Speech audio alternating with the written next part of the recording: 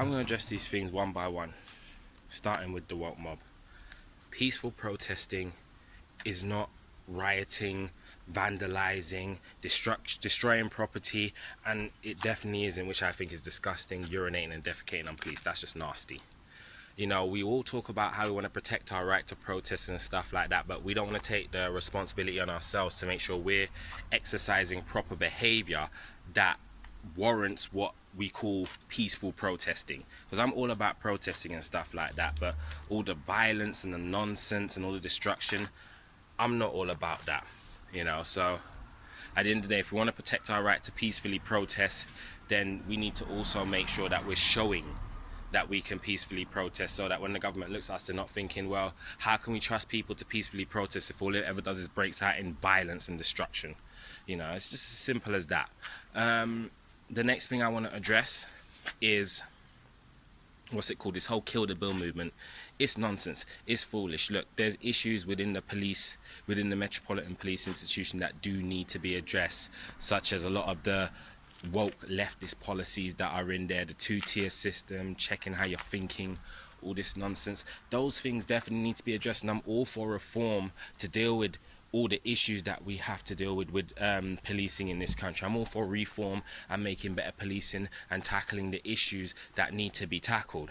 But saying kill the bill, trying to get rid of law enforcement in this country altogether, what country do you know that works without law and order?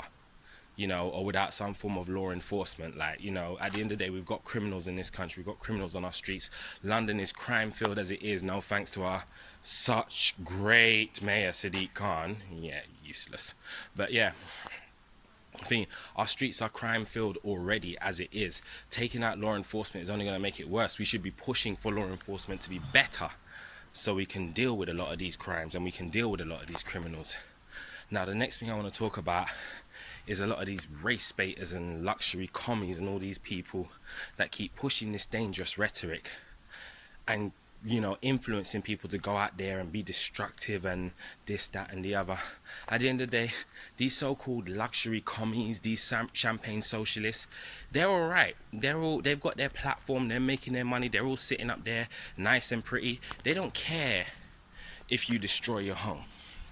They don't care if you destroy the very country you live in. They don't just care if you destroy your neighborhoods. They don't care if you get a bad education. They don't care if you remain poor. They don't care, because they're already sitting pretty.